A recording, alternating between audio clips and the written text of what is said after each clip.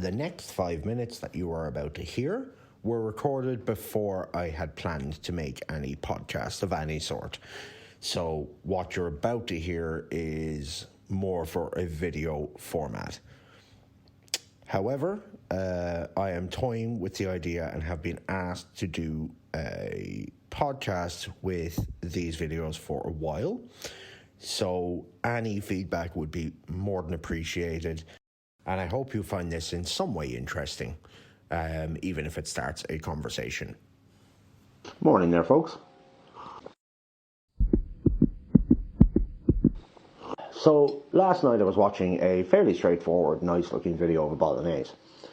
And of about 100 comments, a majority of them were of a negative nature. Most of them being of an unproductive or unhelpful tone. An example would be the usual, my ancestors are turning in their grave, or you can't call this such and such a dish because it doesn't contain such and such an ingredient.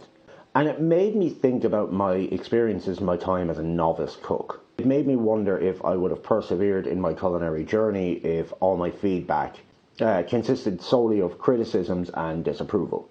Now, for me, I've been working in a professional capacity in the food and hospitality industry for a long time. So I've developed a kind of a protective shell that allows me to cook with confidence and allows me to defend my work. However, this is not the case in other aspects of my life. I often work under the assumption that others have a greater knowledge in a given topic or a particular subject, and have frequently been deterred from learning a new skill or taking up a new hobby just out of fear of judgment.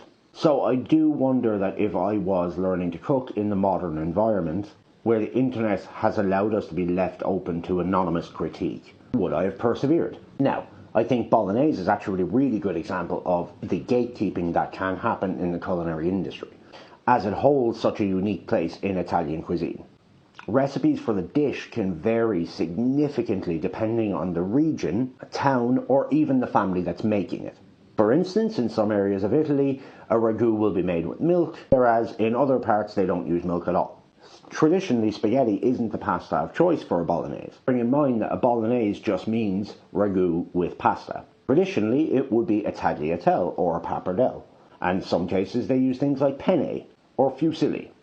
What I'm meaning to say is that some individuals may feel entitled to pass judgment and criticize or disapprove of other people's work. It is important to remember that everybody has their own unique experiences and their own unique perspective.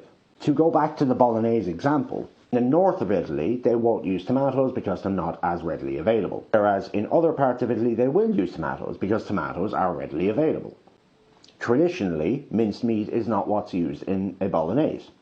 It is actually usually bigger chunks of stewed meat. The reason I'm saying this is, given the experience and the knowledge that I would have of this, I am not going to dedicate my life to telling people that what they're doing and how they're doing it is wrong. I do believe that it is important to recognise the gatekeeping that has become more prevalent in the culinary industry, especially with things like TikTok and Instagram and Facebook, where people are free to share their recipes and their experiences. And they really shouldn't be berated for sharing their versions of recipes.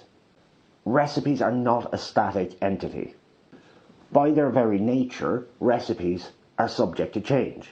And I believe that it's that adaptability that makes cooking such a beautiful pastime. It allows me to take recipes passed on from my mother, put my own individual spin on it, and pass that on to my children. But as the recipe evolves, the essence of it stays the same.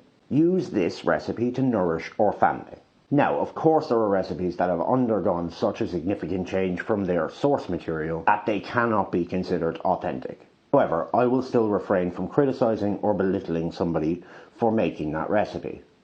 I would rather have a conversation with people about the origins and the reasons for recipes. I know I'm rambling on, but in short what I'm trying to say is I think we just need to be a little bit nicer to ourselves.